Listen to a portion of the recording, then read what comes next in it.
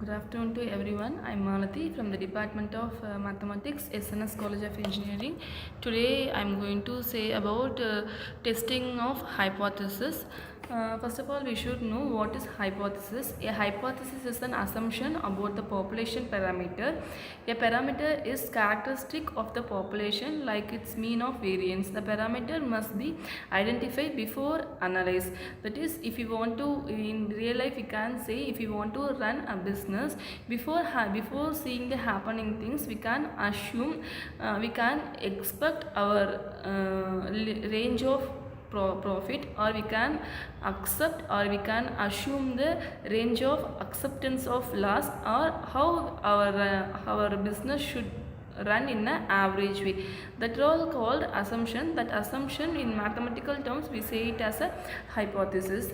Testing hypothesis. A hypothesis is an assumption about population parameter which is to be tested. For we collect the sample data, then we calculate sample statistic, and then use this information to judge whether hypothesis value of population parameter is correct or not. We should know what is population and what is sample.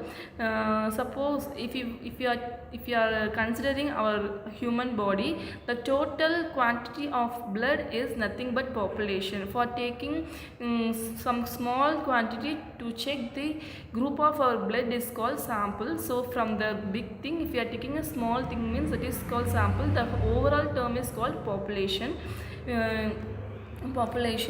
To test the validity of assumed hypothesis value of population, we gather sample data and determine the difference between hypothesis value actual value of the sample mean. Then we judge whether the difference is significant or not. The smaller difference, the greater likelihood that our hypothesis value of mean is correct. In hypothesis testing, the first step is to state, assume or hypothesis value of the population parameter. The assumption we wish to see is called null hypothesis. The symbol of null hypothesis H naught. The null hypothesis is, we can state that as an assumption to be tested. For example, we can assume as the average weight of the semester two students is 58 kgs. Begin with the assumption that the null hypothesis is true.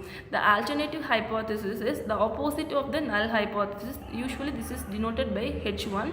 We can say it as in an example, the average weight of the student is not equal to 58 kg. Already we have taken as mu equal to 58. Here we are taking the opposite way of null hypothesis. That's why we are taking here mu not equal to 58. Procedure of hypothesis is set up the hypothesis, set up the suitable significant level.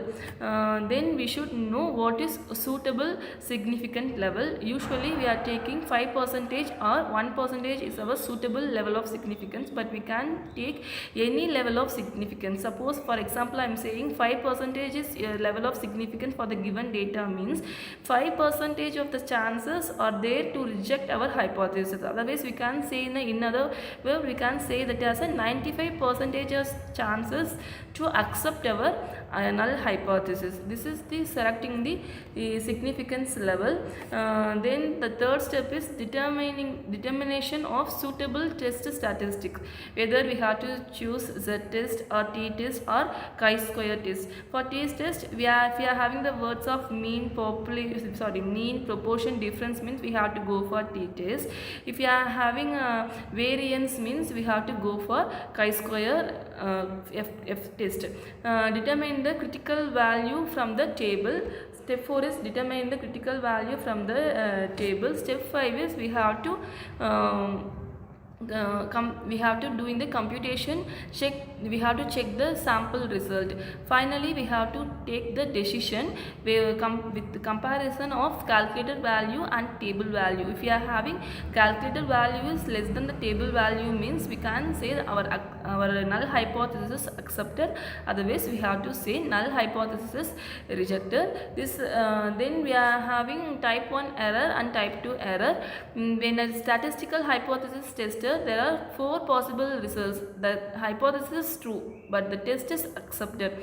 The hypothesis false but our test rejected. The hypothesis is true but our test rejects it.